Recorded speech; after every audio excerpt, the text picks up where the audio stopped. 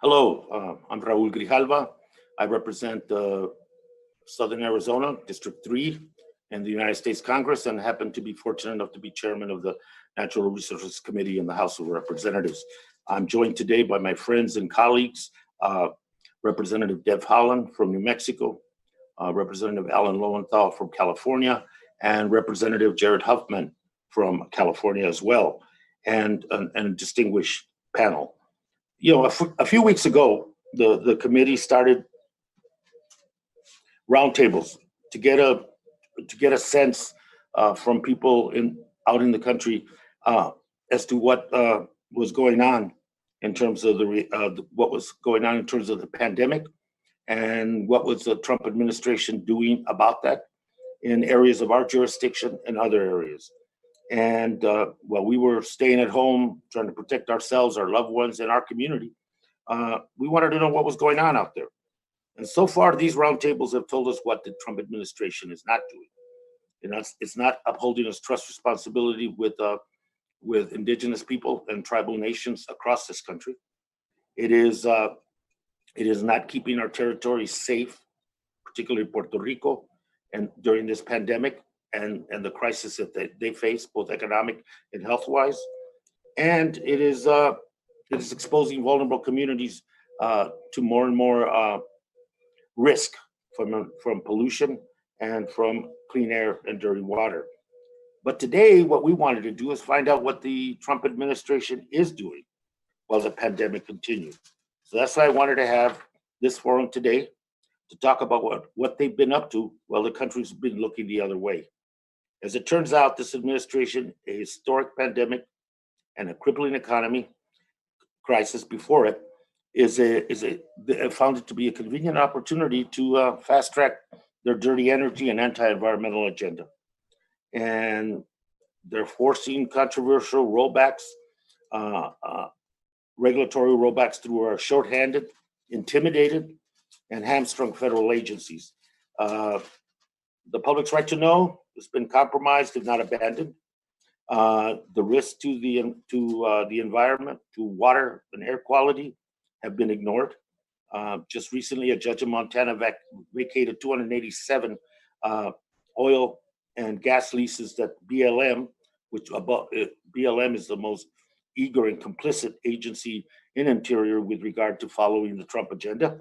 And instead, because of the delays and the lack of real study in terms of those decisions to lease those lands.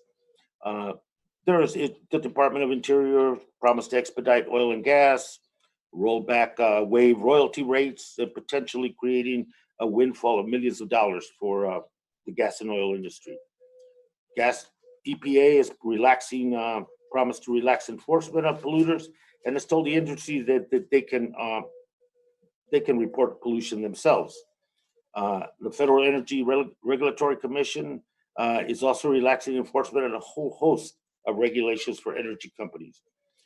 Just recently, Nuclear Fuel Working Group, which is essentially uranium mine interest, have proposed one-step proposals to bring us one step closer to opening up the Grand Canyon for uranium mining. All this is unacceptable. And it appears that the Trump administration is more concerned with saving the industry's profits than taking care of the American people. I want to thank our panelists for being here today and for helping to hold this administration accountable. I would like now to offer to my colleague, the vice chair of the full committee and chair of the subcommittee on public lands, Ms. Deb Haaland from New Mexico, the opportunity to share some remarks. Deb, if you would, thank you. Thank you so much, Chairman, and my colleagues, Jared and Alan. So happy to see you all. I see the beards are really working since you've been home, so that's kind of fun. And thank you all for being with us today. Every time we have a chance to talk about our environment and protecting it, it's a good day for me. So thank you, Chairman Grijalva, for holding this virtual forum. Thanks to my colleagues who are joining in, and thanks to the witnesses who have taken the time to share your expertise with us today. I've heard people compare their coronavirus stay-home experience to the movie Groundhog Day. To me, this forum feels like Groundhog Day. I was sworn into Congress in the middle of a government shutdown, and this committee held forums about how the Trump administration was using the cover of that crisis to move ahead with oil and gas leasing. At the same time, it was not living up to its trust responsibilities to Native American tribes. We now face another crisis, and the Trump administration is doing the same thing. Tribal governments still haven't received any of the $8 billion in coronavirus relief funding that this Congress appropriated for them due to this administration playing politics, scheming, and failing to act. But at the same time, the Department of the Interior is forging ahead with plans to allow leasing of some of our most precious sacred lands for oil and gas development. Last week, the Bureau of Land Management announced it would hold a series of virtual public meetings on the resource management plan for the area around Chaco Canyon, which is my ancestral homeland. The people who will be most impacted by more oil and gas drilling in that area, members of the Navajo Nation and Pueblo people like me, are the hardest hit by the pandemic, partly due to pre-existing respiratory conditions caused by oil and gas extraction, and are among the least digitally connected. Right now, they're focused on keeping themselves and their families healthy, but even if they had time to attend virtual public comment meetings, many lack broadband access or telephone service, so they can't join from their homes where they are sheltering in place. That's why the All Pueblo Council of Governors and the New Mexico Congressional Delegation asked BLM and Secretary Bernhardt to extend the comment period, but they didn't because they want to push forward with oil and gas leasing. This is only one example of what the Trump administration does while the rest of the country is focused on fighting a pandemic. Thank you, Chairman, and everyone for taking part in today's forum, for raising awareness about all of the administration's efforts to use this pandemic to push its extractive agenda. And today, I think about all the families who were impacted by the largest methane cloud in the world hovering over our state and above the Navajo Nation. It's clear the gas and oil industry doesn't care about our environment or how it impacts people's health and their lives. And so I thank you all for being with us today to bring attention to this important issue. Chairman, I yield. Thank you, Ms. Holland. And let me offer now my colleague, Mr. Lowenthal, Chair of the Energy and Mineral Resources Subcommittee on the Resources Committee for any opening statements or remarks that he might have. Alan? Thank you, Chairman Alva, Raul, and thank you, Deb, and Jared. Deb, I recall when we had a field hearing at Chaco Canyon where we realized that the oil and gas interests were not only polluting the environment, but denying people access to water as they took all the water that they were pumping in to use for their fracking exercises. It was quite an experience watching it and how the people, and especially the Navajo and the Pueblo people, were being exploited at a level I have never seen before.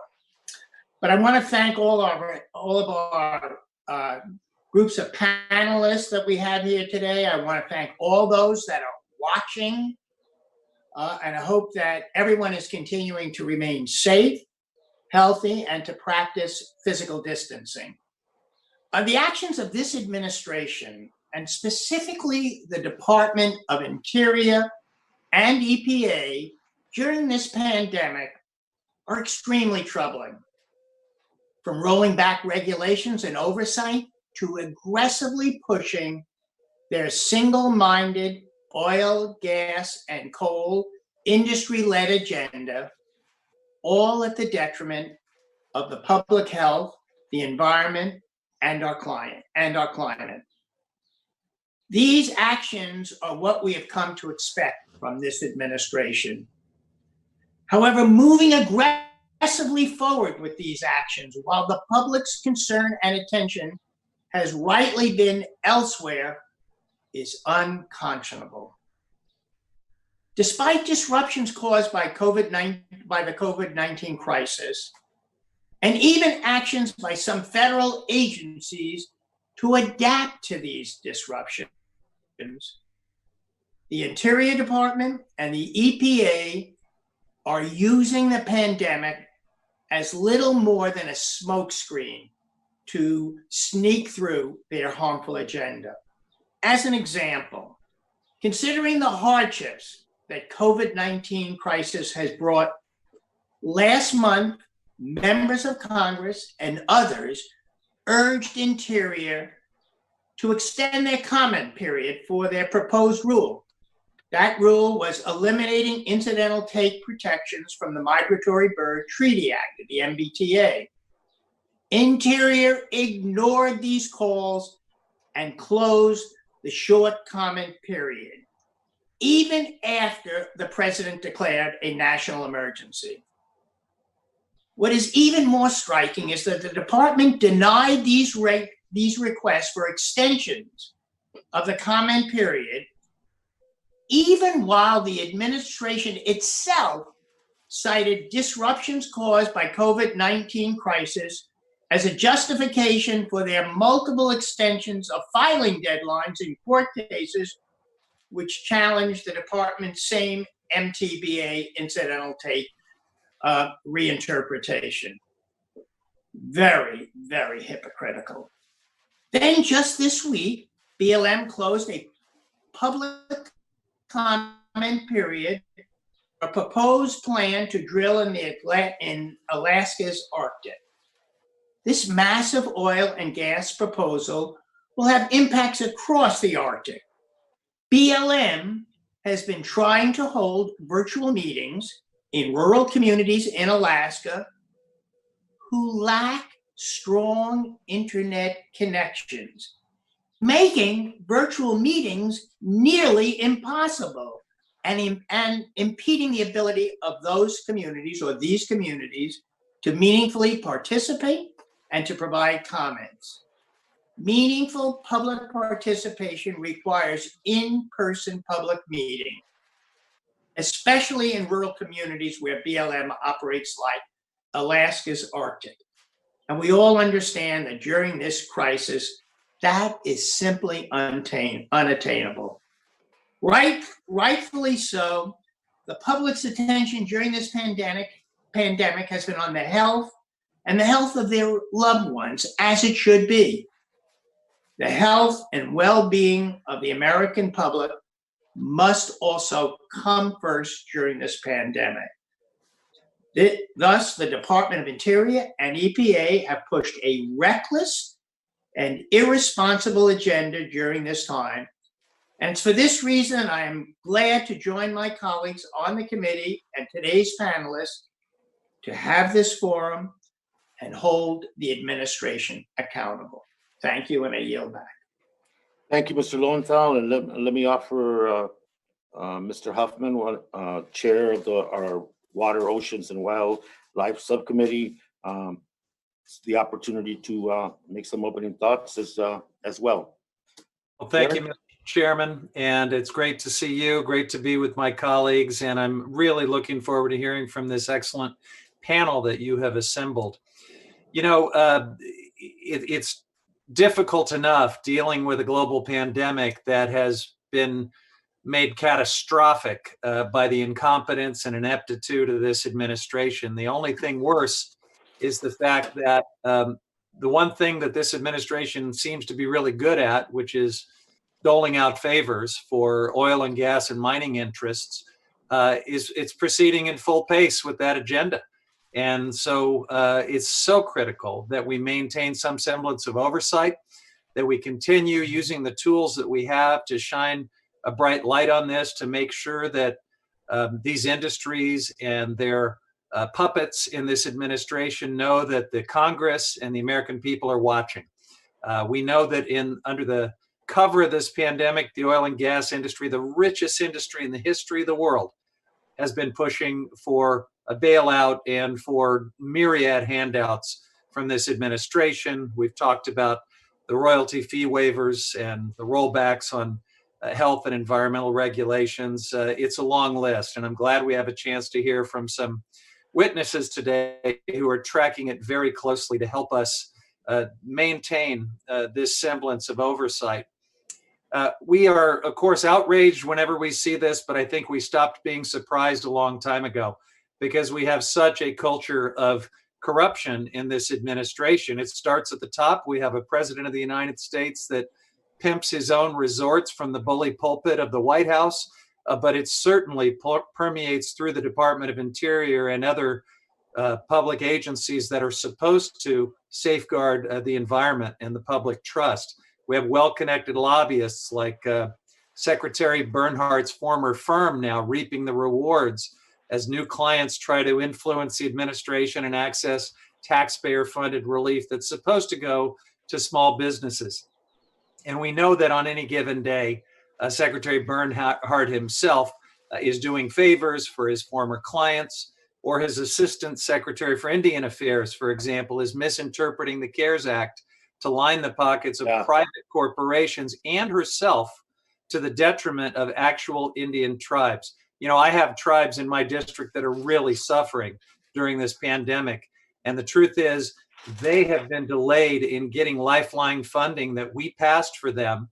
And at the end of the day, they may get less of that funding because of this craven corruption that permeates the Department of Interior and the fact that this Assistant Secretary is trying to hand these funds to a private for-profit corporation. So there's a lot that we need to be tracking and helping tell the American people that we are on the job. I wish we were able to do that in the full context of an official hearing, Mr. Chairman, and I wish we were able to utilize the subpoena authority that our committee has entrusted you with to make sure that this industry and their cronies in the administration know that we're doing our job. But this is something we can do. So I'm really grateful for this virtual hearing, and I'm super excited to hear from our excellent panelists. Thanks so much for doing this. Thank you, Jared. Appreciate it. And now let me introduce the panelists as they speak. Let me begin with Ms. Christy Goldfuss. She is the Senior Vice President for Energy and Environment Policy at the Center for America's Progress.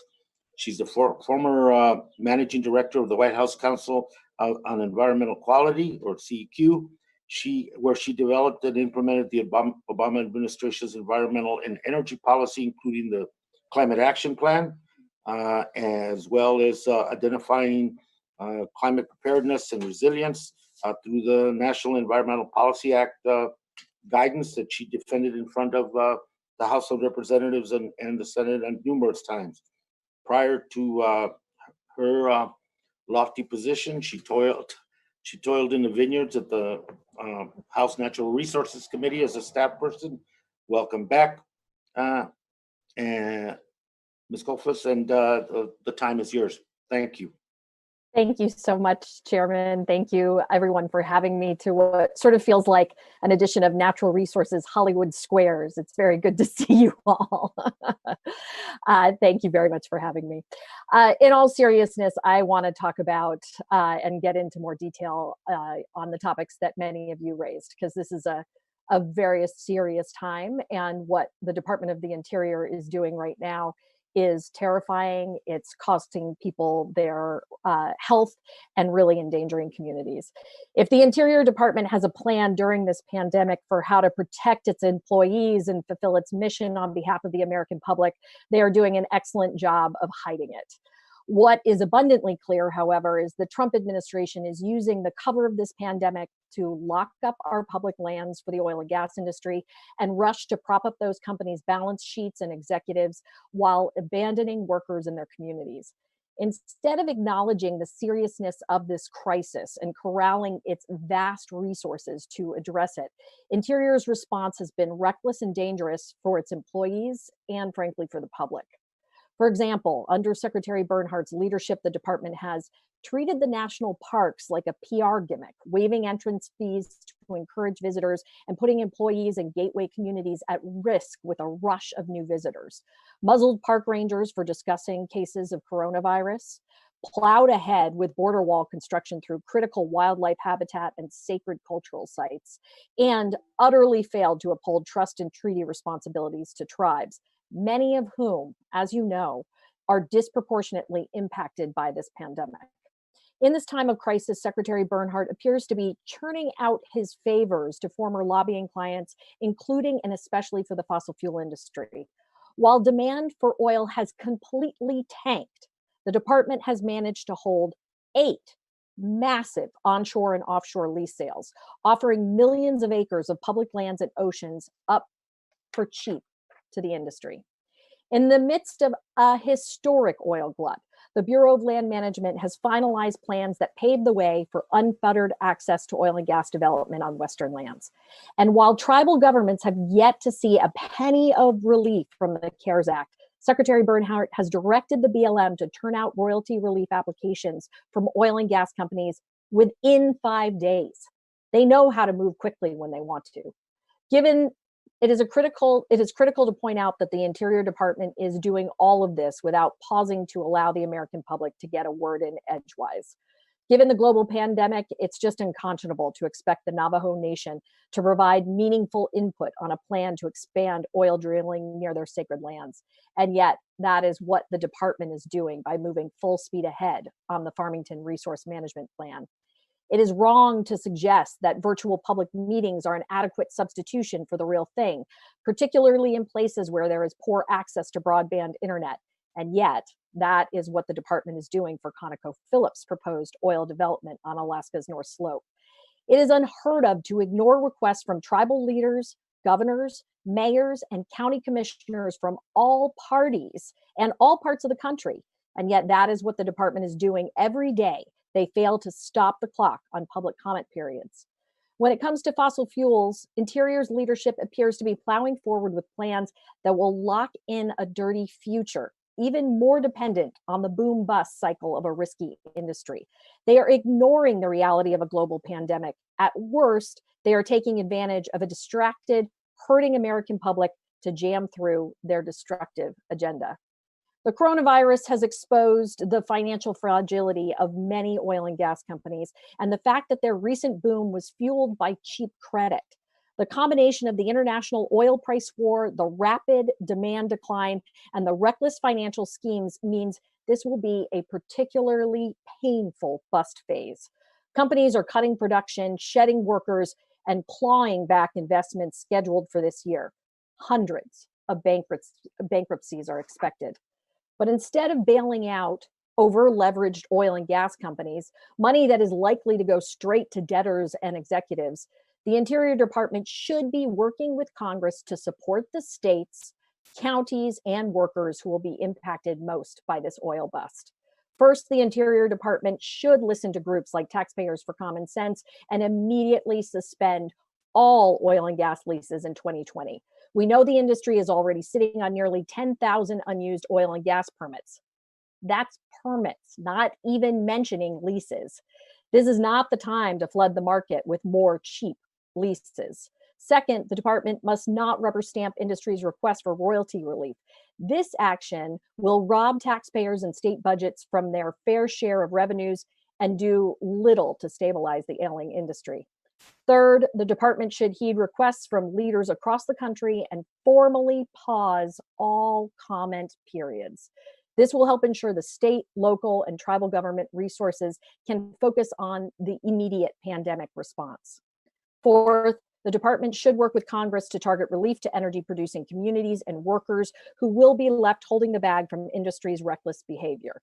That could include employing oil field workers to plug orphan wells and reclaim abandoned mines, just as Canada has done to our north, or boosting PILT payments to reward counties with protected lands, or finding creative ways to help states decouple their budgets from the boom and bust cycles of the oil and gas industry.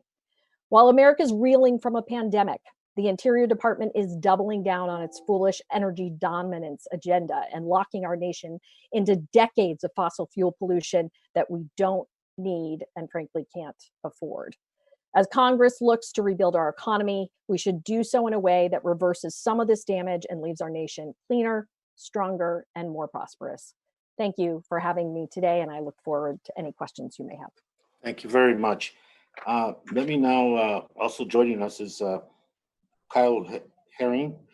He's the founder and president of Accountable US, a nonpartisan watchdog organization that exposes corruption, educates the public about malfeasance across all levels of government. Let me thank you for joining us.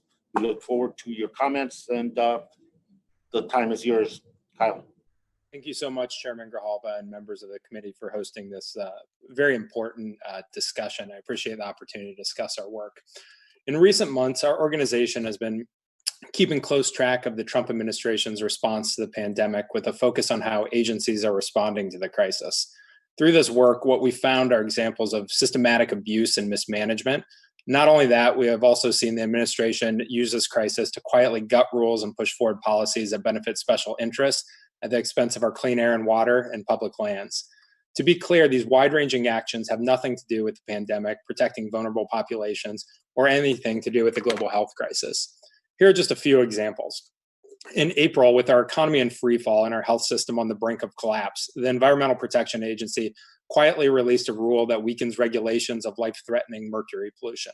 This rule threatens to undercut the regulation of many other toxic pollutants. This is setting a dangerous precedent whereby the EPA can now effectively justify loosening restrictions on any pollutant that their industry allies say is just too hard to regulate.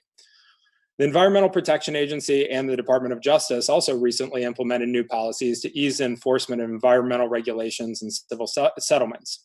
These policies taken together may help polluters avoid liability on a wide range of violations, such as for devastating oil spills. Similarly, Trump's Interior Department is using the crisis as an opportunity to enrich extractive industries and other special interests by making more of America's public lands available for commercial exploitation on top of its already historic rollbacks to public lands protections. Interior, for example, is pushing ahead with oil and gas leasing, even in the middle of an international oil crisis that has led to record low gas prices and a glut of reserves domestically. The Interior is offering public lands for drilling, even though industry simply isn't interested. For example, in March, the Bureau of Land Management received bids on just 40% of the acres offered for leasing in Wyoming, Nevada, and Montana. Meanwhile, oil and gas companies are sitting on nearly 10,000 unused permits. The result of all this is that public lands are being nearly given away, with leases often going for less than a cup of coffee. Interior is also pushing public land management plans that open up acres and acres of land to private developers while offering no new meaningful conservation and public land protections in Montana, Colorado, and Oregon. It has also been working to approve harmful mine expansions in Arizona and Nevada. In many cases, including in Chaco Canyon, New Mexico, which is sacred to numerous tribes in the Southwest, the administration is ignoring calls from elected officials, tribal leaders, and communities to pause planning efforts. Instead, the administration is plowing forward with its energy dominance agenda, canceling public meetings in the process of offering, quote, virtual online meetings as substitutes, even though places like New Mexico have some of the lowest access to internet in the entire country. Each of these moves jeopardizes iconic landscapes that families use to hunt, fish, and camp, driving our outdoor economy. Add to it a radioactive idea by Trump's Nuclear Fuel Working Group, which recently recommended revoking uranium mining protections and approving uranium mining around the iconic Grand Canyon, threatening the national park itself, the Colorado River, and surrounding watersheds and tribes. But there's more. Since the pandemic started, oil producers have banded together to request a bailout. All indications are that Secretary Mnuchin and Federal Reserve Chairman Powell are priming the pump to shower the oil and gas industry with billions more in public funds. If there's one thing that we should all agree on, it's that big oil should not get a bailout when mom and pop businesses are closing up shop. But that's not what's happening. Extractive industries are already having a heyday, scoring bailouts from Trump's payroll protection program, a program purportedly meant to help small businesses, not big oil companies. So far, extractive resources corporations have taken out over $3.9 billion in these bailout funds. And those extractive resource companies with ties to the Trump administration seem to be doing particularly well. Coal company Hallador Energy, which hired former EPA Administrator Scott Pruitt as a lobbyist, received $10 million in bailout funds. And Energy, a Canadian uranium mining corporation previously represented by Secretary Bernhardt, got a nearly $1 million bailout. K Street lobbyists are profiting at least as much as they ever had under this administration. They're bringing in lucrative new clients as companies are trying to influence the government's response to the pandemic. Federal disclosures have shown that in the last couple of months, lobbyists have registered nearly 200 new clients. It's clear that while the average American suffers, industry is using the coronavirus pandemic to squeeze all it can out of the Trump administration, and the administration is happily obliging. Not only is it problematic that taxpayer dollars are going to well-connected industries instead of struggling Americans, our environment and public lands are getting hurt in the process. Thank you again so much for the opportunity to discuss these important issues. Thank you very much. We're pleased to have Ms. Sara Imperiale. She is the Senior Counsel with the Natural Resources Defense Council. Ms. Imperiale advocates and litigates on behalf of environmental justice coalitions and organizations to eliminate environmental hazards and secure environmental benefits for these low-income, poor communities of color nationwide. Let me now turn the floor to her, please. Thank you so much for the invitation to join this conversation today. My name is Sara Imperiale, and I'm a senior attorney at the Natural Resources Defense Council based in New York City. The Natural Resources Defense Council, or NRDC, is an international nonprofit environmental organization with more than 3 million members and online activists. Since 1970, our lawyers, scientists, and other environmental specialists have worked to protect the world's natural resources, public health, and the environment. As an NRDC attorney who works on environmental justice issues, my job is to provide legal and technical expertise and share resources with frontline community partners who invite us to collaborate with them on their priorities. Because environmental injustices aren't limited to one issue area, on a given day I'm working with partners and clients to secure safe drinking water, provide healthy housing, and build a just food system, among other issues. A recent legal effort NRDC has undertaken alongside a coalition of community-based environmental justice and public interest organizations was to sue the U.S. Environmental Protection Agency on April 16, 2020, over the agency's March 26 non-enforcement policy, which invites industry to use COVID-19 as a reason to stop monitoring and reporting pollution without notifying the public. The policy poses a huge risk to public health, especially to already overburdened frontline communities, which, without timely information about air and water emissions, cannot protect themselves from being harmed. The non-enforcement policy applies to every industry in the country, including chemical manufacturing, oil and gas extraction, coal-fired power plants, refineries, mining, and factory farms, and to virtually all other sources of pollution. The lawsuit follows a petition NRDC and its partners submitted to EPA on April 1st, just days after the non-enforcement policy was unveiled, demanding the agency issue an emergency rule requiring that companies taking advantage of the policy disclose to EPA in writing when they stop monitoring or reporting their air and water emissions, and that EPA post those disclosures online. The agency ignored that request, prompting our lawsuit asking a federal court to order EPA to respond to the petition. We moved for summary judgment last week on April 29th. Filed alongside our motion for summary judgment, declarations from NRDC's co-plaintiffs weave together a powerful story. In communities around the country, COVID-19 has laid bare long-standing and systemic inequities in pollution exposure, health outcomes, and resources. And EPA's non-enforcement policy exacerbates the injustices facing these same communities, made up of people of color, low-income families, and working-class people.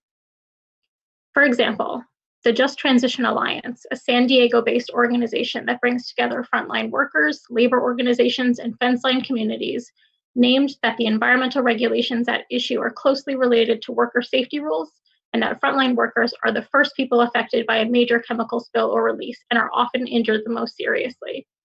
Further, EPA's non-enforcement policy exacerbates a trend highlighted by the Just Transition Alliance, which is that communities of color are more likely to be zoned mixed industrial and residential, meaning an essential community resource for vulnerable residents, like a hospital or daycare, can be sited right next to an industrial facility. Texas Environmental Justice Advocacy Services, the Houston-based community organization, spoke to how EPA's non-enforcement policy relaxes critical monitoring and reporting requirements at a time when Texas communities are facing down the next hurricane season, This raises memories of Hurricane Harvey, when East Houston residents felt the impact of not knowing which chemicals and pollution were spewing from the industrial facilities surrounding their homes after the state turned off air quality monitoring and facilities were given control over their own shutdown plans ahead of the devastating storm.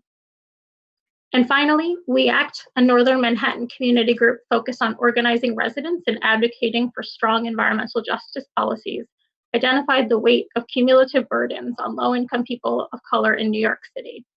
Outdoor air affected by emissions from cars, buses, trucks, and buildings in a dense urban space, and public housing with poor indoor air quality from pests and mold, all overlaid by economic stressors like job loss and not having health insurance in the middle of a pandemic. EPA's non-enforcement policy exacerbates these outcomes by leaving disproportionately burdened communities in the dark about whether polluting facilities upwind and upstream have stopped monitoring. The environmental monitoring and reporting covered by EPA's non-enforcement policy provide vital protections that are essential for workers and at-risk communities around the country, both by providing key information to the public and simultaneously deterring pollution. Every additional day of delay increases the risk of undisclosed violations of environmental laws by companies relying on EPA's policy. That's why our coalition has petitioned EPA and sued for its failure to respond. Thank you again for having me. Thank you very much. And finally, we are honored to have Dr. Kim Cobb, the Georgia Power Chair, Advanced Professor, and Director of the Global Change Program at Georgia Tech in Atlanta. The doctor's research uses observations of past and present climate to advance our understanding of future climate change impacts. She has received numerous awards and is honored to be a lead author for the IPCC 6th Assessment Report. With that, let me, Doctor, time is yours. Thank you so much, Chairman Grijalva, for inviting me to participate in this important conversation. As a climate scientist, I'm very grateful for the opportunity to reflect on the critical role that science plays in keeping Americans safe. Even as we speak, millions of healthcare and other essential workers are putting their lives on the line in an effort to keep us safe, and I want to recognize their sacrifice and express my gratitude not only to them, but to the families that support them in that work. The essential role of scientists, including epidemiologists, virologists, and public health experts, is on full display as they provide decision makers with the best available data and model output. Even so, COVID-19 safeguards came too little too late for many in my home state of Georgia and across the country. Dire warnings from experts across the country and around the world went unheeded for weeks on end. It is now clear that the most vulnerable Americans are paying the steepest price, especially low-income communities of color.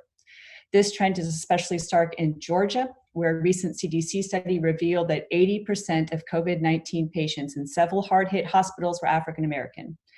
According to statistics compiled by Georgia's Department of Public Health, African Americans comprise 50% of COVID-19 deaths, but only represent 32% of Georgia's population.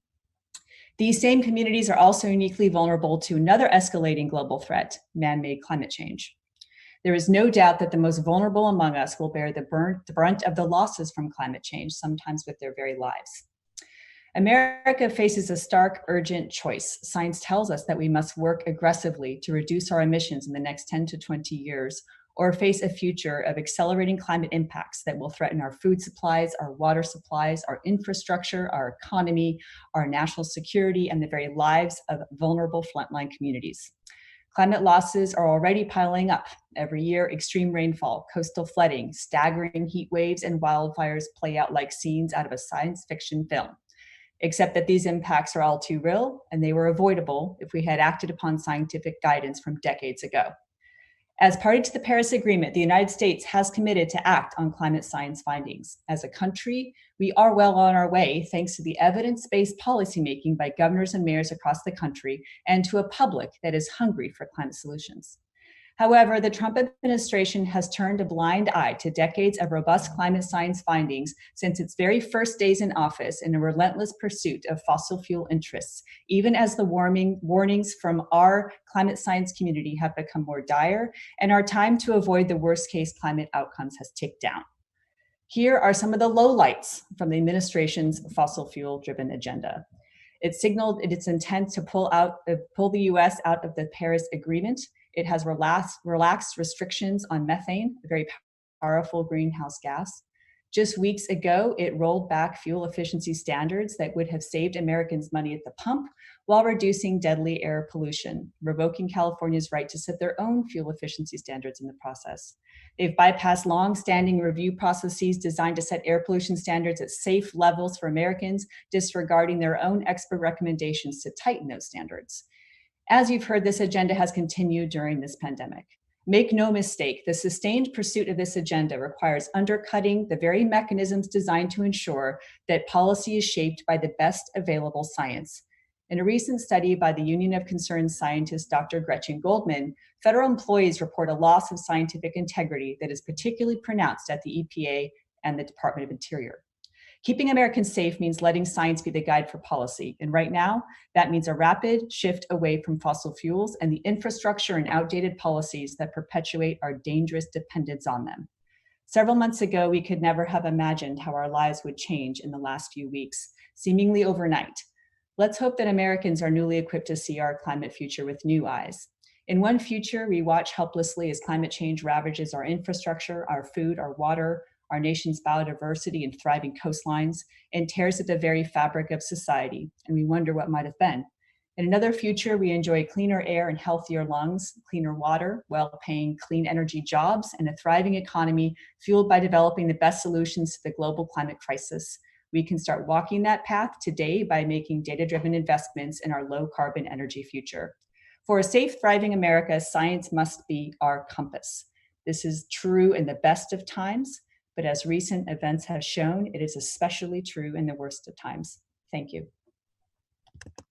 And I'll begin with some questions, and then my colleagues will also questions and comments as well. Ms. Goldfuss, I want to put a little context on it. Going through this pandemic and saving lives, and that costs money, and the consequences that we now see around us in terms of the economy.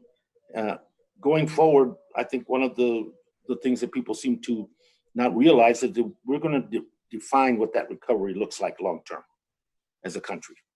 And the look that we've gotten as we've gone through it has not been a pretty picture in terms of what we need in our society and what we need for our environment. But within that context, what should we expect from our land management and environmental enforcement agencies during this global pandemic like the one we have right now? And it is global. It's not restricted to the continental United States. And I asked that, and a related question, Christy, is how does deregulation hurt our ability to define that recovery from a public health and safety crisis that we're in right now? If you don't mind. Thank you for the question, Chairman. This is a turning point for our country. There's no question that over the next 6 months, the question is going to be asked of the American public as we rebuild as a country, as we come out of this global pandemic. What do we want our future to look like? What do we want our communities and our society to look like? And the connection between public health and the communities who are suffering most right now because of the choices we made and how we developed our fossil fuels in this country, the terrible air of frontline communities overlaid with the vulnerable communities who suffer most from climate change is coming to light in a way that we never could have expected right now. Not to mention the trust in science and experts that Dr. Cobb just mentioned will lead us to have the tools to build a future that is clean, that is equitable, and helps us address the other crisis that experts are warning us about, which is climate change.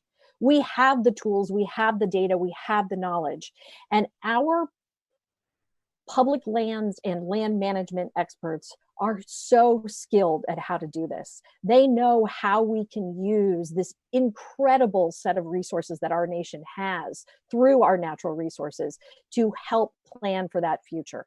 How do we make sure that we are managing our public lands to sequester more carbon? How do we make sure that these lands are accessible to everyone to have the space and freedom they need to live healthy and sustainable lives?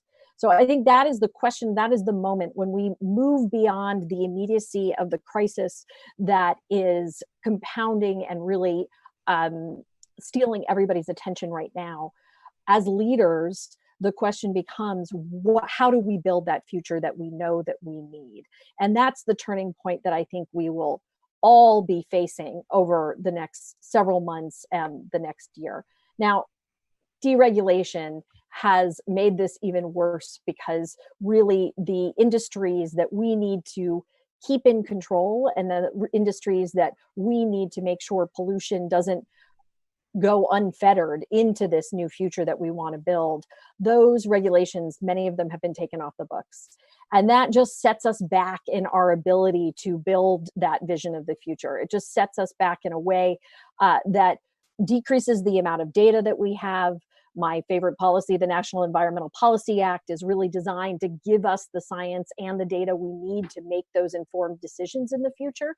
And taking away those tools will hamper our ability to be smart about building a clean future, about really setting up a clean rebuild.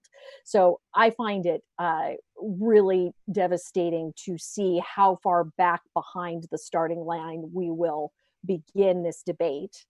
But optimistic that the choice in front of the American people over the next year will be clear, that you can either choose to build for a future where we address pandemics, we believe experts, we believe scientists, and we prepare for an equitable society that we all can be healthy in, or we can head in the direction of locking in more fossil fuel development, having a dirty future that really exacerbates the inequities in our society and the system we have today.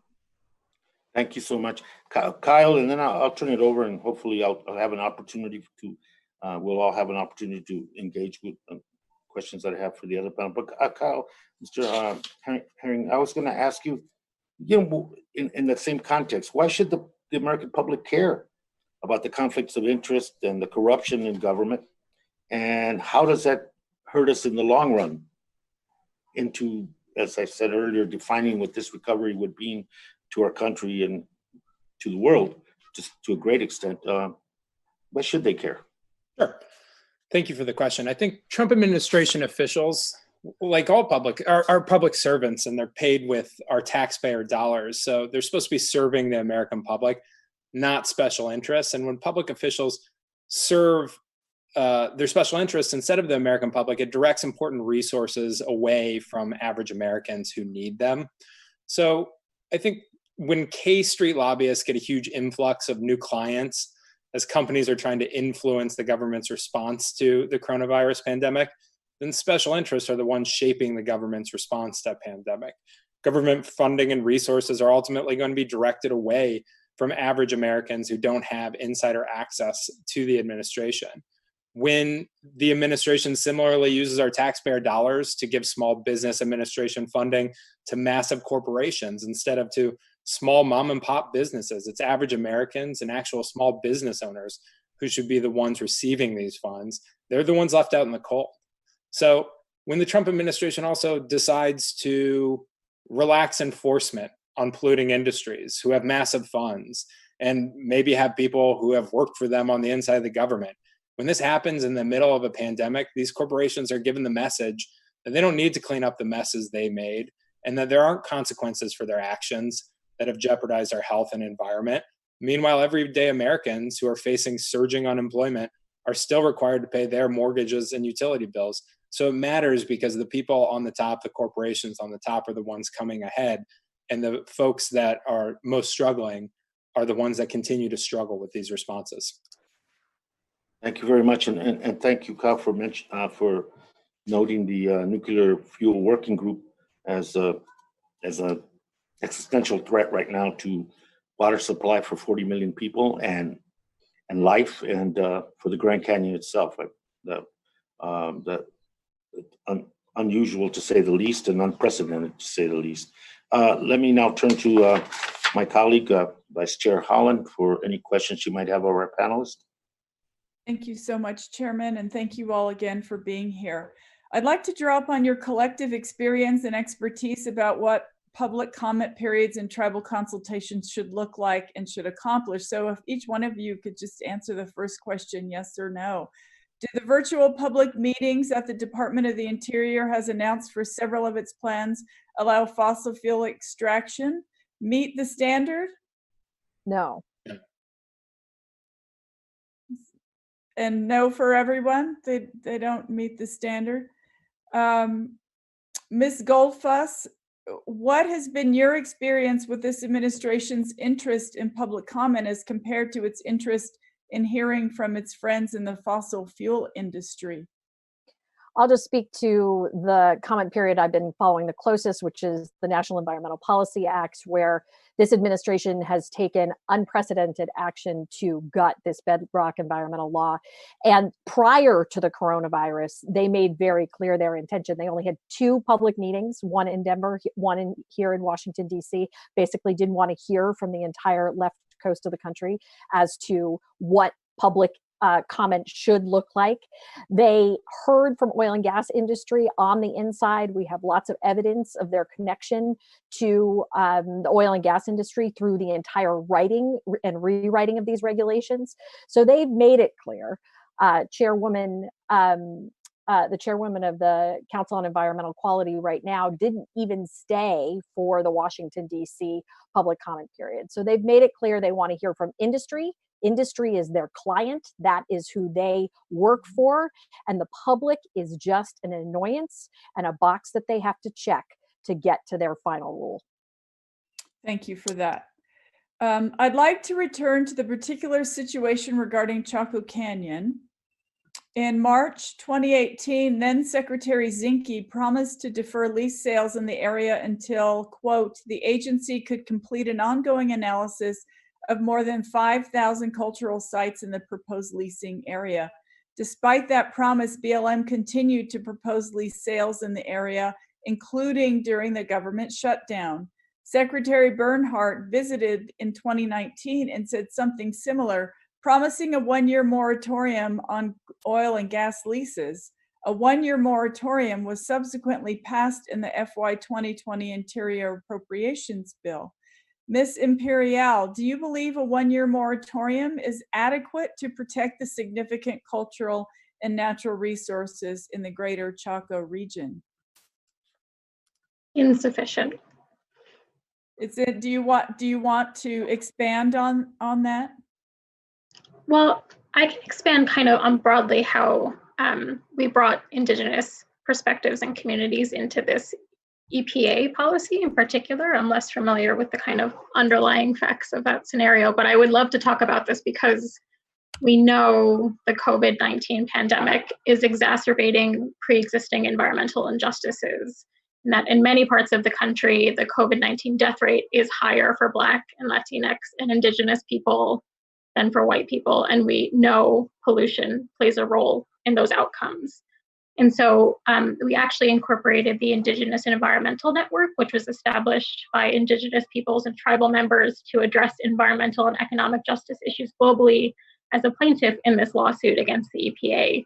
And that network really highlighted in their declaration the importance of advocating for Indigenous people's right to free, prior, and informed consent, and how the network relies on environmental monitoring and timely, publicly available reporting to keep its members educated and able to act in response to environmental and health impacts their communities face as a result of nearby fossil fuel extraction, transportation, and refining industries in particular. And the kind of timeliness of that information is so essential. Timeliness is required for individuals to take action kind of protecting their own families, like not exercising outside near a facility that is polluting heavily that day.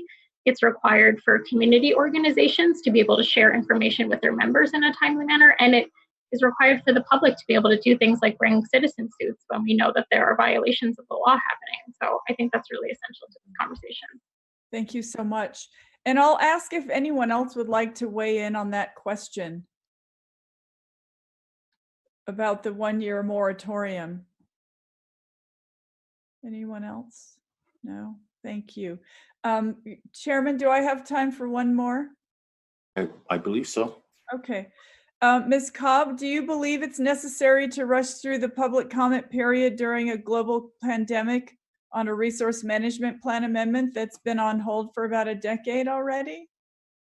I must admit to not being terribly familiar with the particulars of that scenario, so I would defer to my more policy savvy colleagues there. But I will take the opportunity to say that I am, of course, more familiar with the goings on at the Environmental Protection Agency and the rush process and erosion of scientific integrity that has been going on to rush forward reductions in air pollution standards and other important protections for American public health and safety. So that if that's part of the same package, that must be said as well. But please, I defer to my other panelists on your specific question. Thank you. I mean, I feel like we all, our voices are important on all these things. So thank you for your answer. And Chairman, I'll yield. I don't want to monopolize the time. I'll yield and look forward to my colleagues' questions as well. Thank you. Mr. Lowenthal? Mr. Lowenthal? Yes, I'm here. Can you hear me? Yes. Yes, I think so. thank you. I want to follow up on the this actually undoing of and desecration of the public comment periods. And this question is back to Ms. Goldfuss. The Trump administration, as I mentioned before, has put forward the statutory minimum 45-day comment periods, and it's refused to extend them in spite of the country being in the middle of a national emergency due to the COVID-19 crisis. They've pushed forward by doing virtual meetings in rural communities that don't have adequate access to reliable, fast internet, all the while shirking their regulatory oversight responsibilities, instead having the industries themselves self-police. Given of the Department of Interior and at SEEK, I was hoping that you have a better idea of in terms of past administration, and is this irregular? And it is my belief that this administration's current actions are irresponsible. Maybe you could compare this to previous administrations or the previous administration. Thank you, Congressman Lowenthal. I can just share my experience from when I was in the Obama administration, where we knew there were consequences to not doing real public engagement. And the consequences is you have outraged communities around the decisions that you make, and there are legal consequences. So when you do value public engagement, you determine which constituencies and which communities are most impacted by a policy decision. You travel to them, you sit down and have public meetings, you review the public comments. If it's important to Congress, if it's important to mayors and county commissioners that there is more time allowed for comment periods, it was fairly standard practice to move to either a 60 or a 90-day comment period. I wish I had an exact number of times that we did that at my fingertips, but I don't. I just know it was very much our intention to be responsive to those requests, to allow for time for people to meaningfully participate. And that was without a global pandemic. And we knew that requiring just on digital tools was really biased, because there are communities that are going to be most impacted by some of these decisions that may not have the same level of access to internet or the technology to weigh in just a digital manner. So it was very important to us to get to the communities. I mean, if you think about how many times, just to compare Secretary Jewell to Secretary Bernhardt, how many times she went to communities to listen and hear from them about their priorities, whether it was around the designation of Bears Ears National Monument or any of the other national monuments, the engagement with the tribes, the amount of time that we took to figure out what their priorities were and how we could address concerns. That was the key part of the job. That was what we prioritized. And the result of not doing that, I strongly believe this administration will pay the consequences for that, whether it's in November or whether it's in the actual criticism and legal concerns that will be raised by communities for not doing these steps, the necessary steps to engage communities and respond to their concerns. Thank you. Dr. Cobb, In your remarks, you made an interesting parallel between the ways the Trump administration has ignored science during this pandemic and the way it has ignored science with regards to climate change. I think it's fair to say that the results have been disastrous in both cases, Dr. Cobb.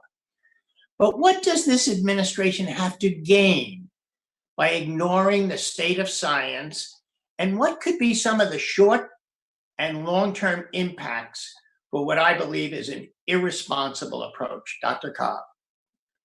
Yeah, thank you for that question. I mean, there's no doubt that there's a systematic pattern of undervaluing scientific expertise that permeates across all of the federal agencies, and unfortunately has really come to bear in a long form with their inability to leverage scientific expertise towards one of the greatest threats of our day, the climate crisis. But obviously, over the last couple months, this has really become distilled into the kinds of talking points that we've heard from the podium, direct from the White House, peddling misinformation of facts, which is something that they have long dabbled in with respect to the climate crisis. Also, just basically forsaking their duty to leverage the best expertise to keep Americans safe in both cases. So the parallels have become quite stark and quite frightening, quite frankly. And, you know, what keeps me up at night, to your question about the short and long-term impacts, you know, they are really trading short-term gains for very, very, very few Americans for the long-term health and well-being and prosperity of all Americans.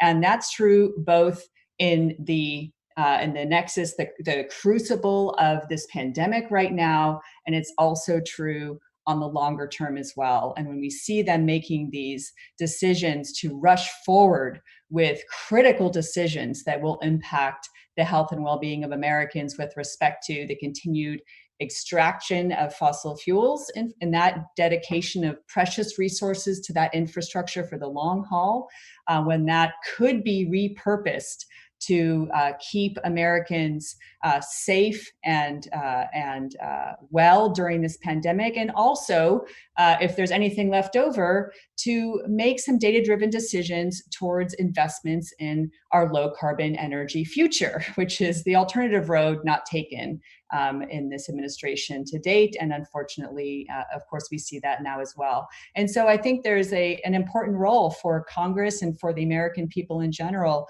to highlight the decisions that are being made and to call out the sustained pattern of doubling down on fossil fuel investments that we do not need to continue to make. We are sacrificing our future, and they are sacrificing our future. Thank you. And I yield back. Thank you, Mr. Lowenthal. Mr. Huffman, please, sir. Well, thank you very much, Mr. Chair. And I wonder, Mr. Herrig, if you would mind going into a little more detail about how the fossil fuel industry is exploiting these relief programs that taxpayers intended to go to small businesses and contractors and gig workers out there who are really suffering in this pandemic. And then also, I'm interested to know how the public is being impacted by the corruption that we've come to associate with this industry, or this administration rather. And I mentioned in my opening remarks, the Alaska Native Corporation, private for-profit corporations being sort of interpreted into the CARES Act to the detriment of actual tribes. So that's just one of many, many examples, but those are my two concerns. Sure. Thank you for the question, Congressman. On the first question regarding how these oil and gas companies are using their power to get what they want from the administration in terms of loans, I think we see that in many fronts. I think we see it by these extractive organizations hiring lobbyists, being able to work directly with the administration, whether that's getting a seat with the president to talk specifically about how that they should receive bailouts over the average American. I think we see it with companies like Hallador Energy, the Indiana-based coal company, that specifically has Scott Pruitt lobby to get money to get money through a program, the Paycheck Protection Program, that was designed for small businesses. I think this isn't specific to the oil and gas industry. It's broad. We see this as my organization focuses on a lot of things outside of energy and oil and gas. We see this. We're seeing this a lot with the Paycheck Protection Program. What I think is unique here is that we have the oil and gas industry using all programs available to them. We see it with the Paycheck Protection Program. We see it with the Fed and the Fed's program as well. And we also see the president directly lobbying for them to get more oil and gas bailouts. So I think what's unique is that they are able to employ and what I believe we could say is an all of the above strategy to extract resources from the federal government in terms of loans and programs and grants that were designed to help the average American. And I think to that effect, when we see the taxpayer dollars given to these corporations, we just see that the federal government and taxpayer dollars are flowing to the powerful. And again, the people that are getting hurt by this are your average Americans, your mom and pop businesses, those who are standing to lose their jobs from this crisis. So I really think we're seeing hurt across the country. And, oil and gas companies may not be the first ones who should be standing in line for a handout from the administration, especially when the oil and gas companies, that their businesses' bottom line was being hurt far before this pandemic occurred. Did anyone want to comment on the Alaska Native Corporation issue? I can just add on that point that I think it highlights the challenge we've long had with Alaska Native corporations and their representation as being part of the community, certainly part of the community, but whether or not they are corporations or are they individual tribes. And the challenge we have here is that certainly there will be many Alaska Native communities that need support and tribes that need support, and they should be at the front of the line. Even though we know many corporations support their communities, it should go directly to the communities and not through the corporation. So it always is a complicated line for us to walk. But in this case, the resources must go to the communities, and I believe the courts have so far agreed. And when the person making that decision is herself financially vested in one of those corporations, that's just about as Trumpian as anything I can imagine. So thanks for that comment. Christy Goldfuss, I want to, while you're unmuted here, I want to ask you about the long-term impacts of the Trump administration's aggressive giveaways of all of these leases that are taking place. And there's very little interest out there in the industry. And so we're seeing only small portions of the areas offered up for lease actually bid on, but the bids are for pennies.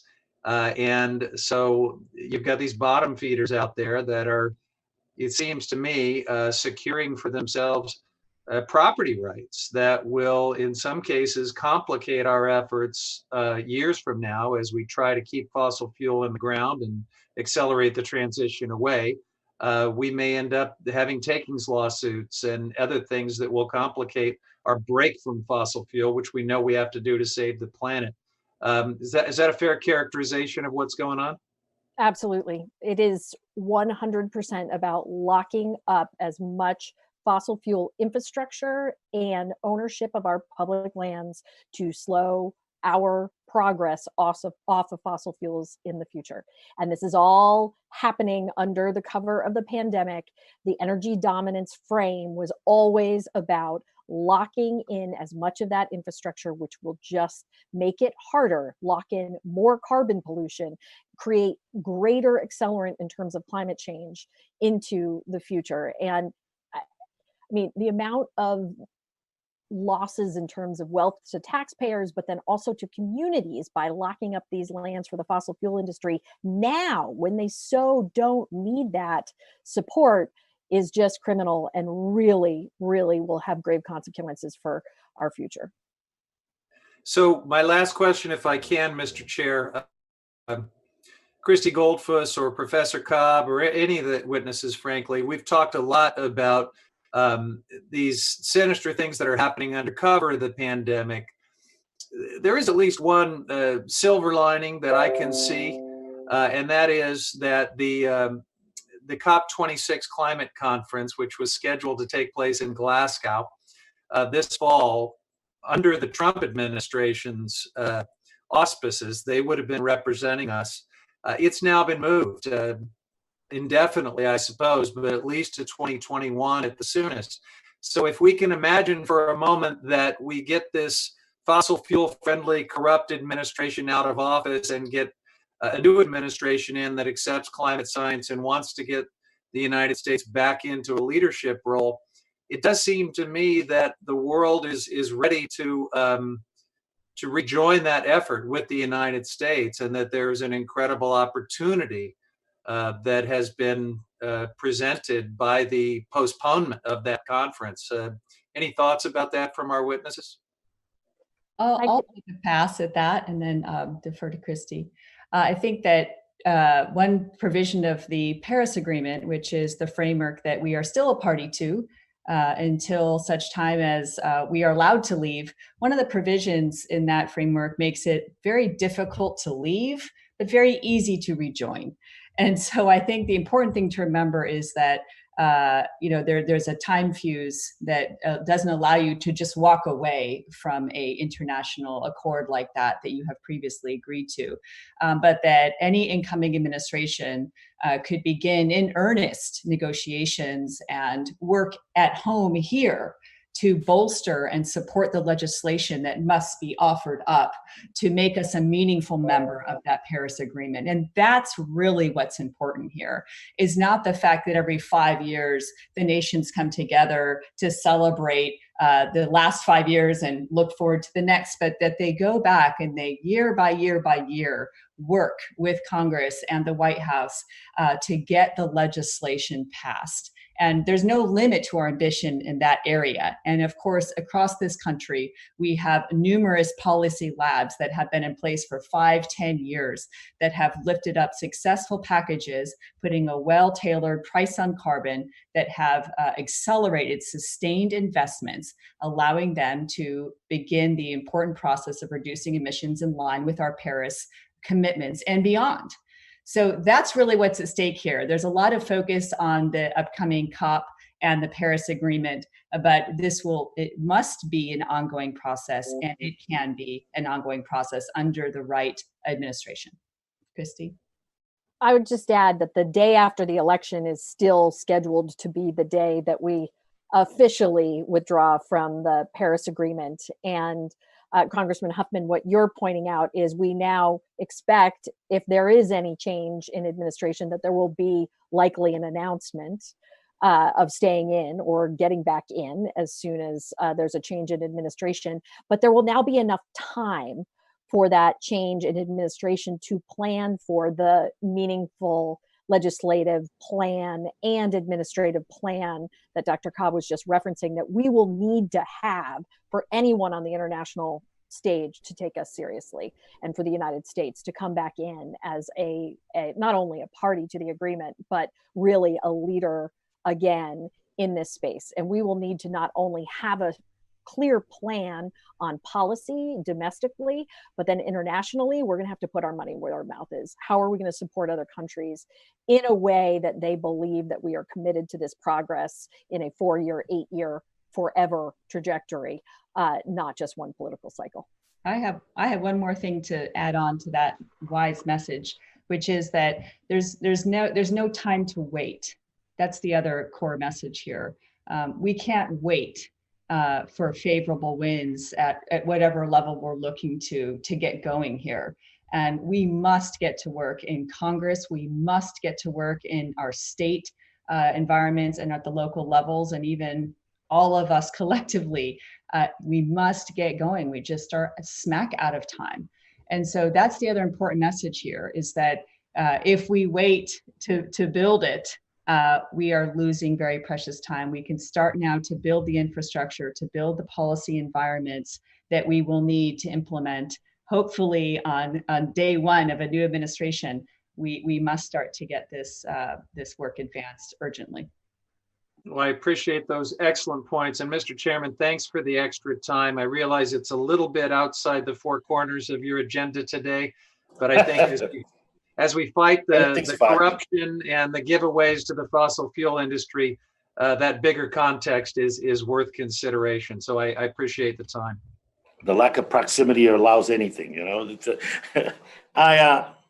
If I may, just a quick question, and then we've got about 10 minutes left, and maybe to all the panelists, as Christy was talking and Dr. Cobb were talking,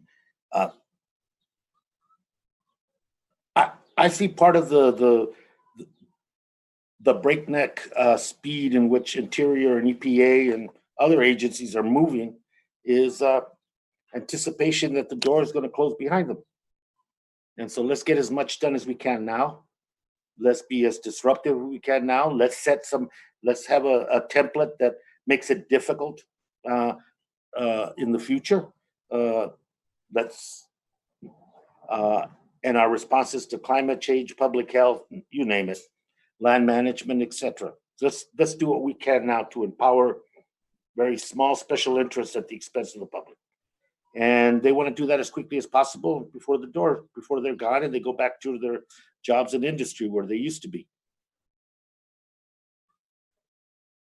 And when we talk about what happens in the future, all of us, and I'm guilty of that, have a tendency to talk about the vision, the long term.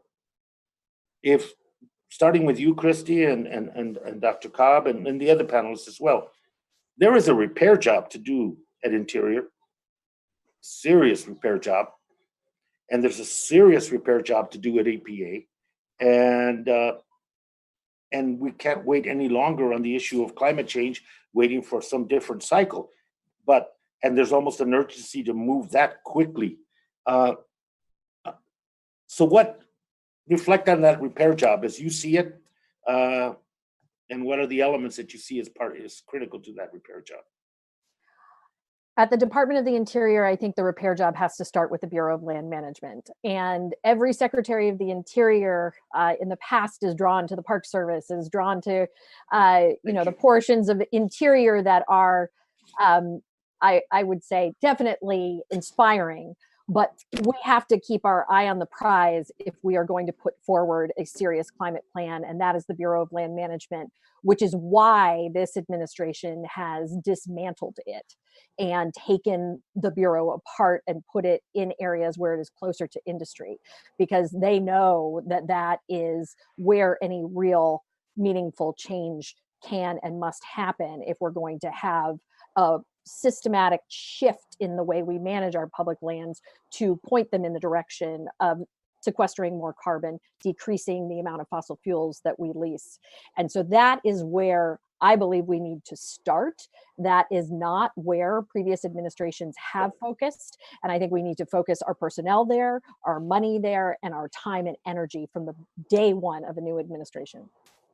Thank you. Anyone, Dr. Cobb or anyone else that wants to Yeah, I would say that as a scientist who's glued to every single micro bit of news coming out of the EPA and the DOI, I'm constantly amazed by how much these agencies fly under the radar for the vast majority of Americans. And I commend you, Chairman, and the rest of the members for holding this discussion. I think it's overdue. I think it should be continuing this discussion, in particular, the ways that it has drawn out and helped us connect the ways in which the erosion of science in policymaking, the rampant misinformation, the rushing of process and the undermining of that review is accelerating all of it and exacerbating the problems that we all recognize are acute, like COVID-19, like so many other challenges that frontline communities face. And so being able to draw these linkages for me has been extremely meaningful today, and I hope it's a conversation that's ongoing. I think that is part of where the repair must begin, is having this conversation repeatedly and as visibly as possible, hopefully on the campaign trail for our candidate for president. I couldn't agree more. The other panelists? Yeah, I'll just add that you're absolutely right that EPA is both creating problems for us in the immediate term and setting us up for future problems. EPA has actually tried to downplay the significance of its non-enforcement policy and called reporting about it reckless propaganda. But in fact, the policy creates an immediate and serious risk to people and communities affected by pollution by rolling back these monitoring and reporting requirements. The risk is heightened by EPA's broad invitation to regulated industries to suspend monitoring and reporting without public disclosure and without adequate justification or oversight. And it's for an indefinite period. The non-enforcement policy does not come with an end date. And so EPA's insistence that its policy doesn't threaten public health because it doesn't excuse violations of pollution limits is disingenuous at best. If under the policy, a company doesn't have to monitor and report its pollution, how is EPA, let alone frontline communities, ever going to know that those limits have been violated? There are decades of research showing that companies pollute less and less often when they have to monitor and report their pollution publicly, and EPA's current policy directly undercuts those goals. Thank you. And I think one of the things, and this is a big picture thing of the Department of Interior as well as every other agency we've monitored, they need to focus on just big picture restoring public trust. As you mentioned, Chairman Grijalva, we see the agency rushing forward with new rules and policies in the dark of night. Unfortunately, that's nothing new for Interior and for any of other of the agencies under Trump. What the agency's not doing that they could do to restore basic transparency measures could release the secretary's calendars and other executives' calendars to know what folks are actually doing at the agency. They could stop hampering public record requests with political interference. They could respond to subpoenas. The list goes on and on.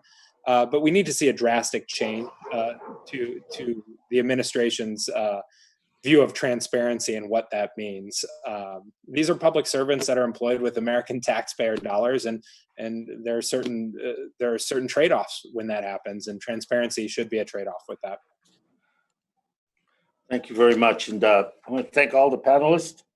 I agree that this has to be an ongoing. I want to thank you for joining what I believe to be a productive and truthful propaganda. And thank my colleagues for being here.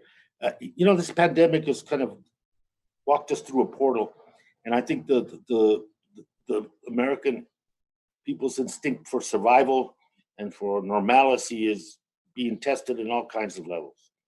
But I also think it is bringing more attention and focusing more attention on the things that we were talking about in this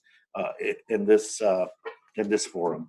That their best interest, their public interest is at stake here, and their public health is at stake here, and for the long term, how we handle future crises like this one, public health crisis, will depend a lot on what these two agencies do in terms of restoring not only trust but service to the American people. This was the purpose of this. I want to thank the panelists for fulfilling that purpose. I appreciate it. And to my esteemed colleagues, as always, thank you very much. Thank you very much for being here. Join us, and unless any of the colleagues have anything to say, we're going to start. Yes, please. If I could say one last thing today, aside from thank you all so much. Today is Missing and Murdered Indigenous Day, yes. National Day of Awareness for Missing and Murdered Indigenous Women and Girls. And when Chairman Grijalva and Chairman Lowenthal were here in New Mexico with us on our field trip to, gas and oil land up here, we had a roundtable with environmental justice leaders, and a young woman who is absolutely a leader on this issue reminded us that missing and murdered Indigenous women is an environmental justice issue because it's exacerbated by the gas and oil industry. Mm-hmm. And so today I hope we can all acknowledge this National Day of Awareness, and that we have so far to go But you can trust that those of us on the call right now, we are going to keep talking about it and pushing on it and doing everything we can. So Chairman, thank you again for bringing us together, and thank you all for taking time to be with us today. And that, on that very appropriate note, thank you very much for joining us and this forum, and for the panelists, your comments that were submitted will be posted on our website, and we will disseminate this particular forum as far as we can, and with as much attention as we can garner from the public. Thank you so much, and be safe. Thank you. Thank you.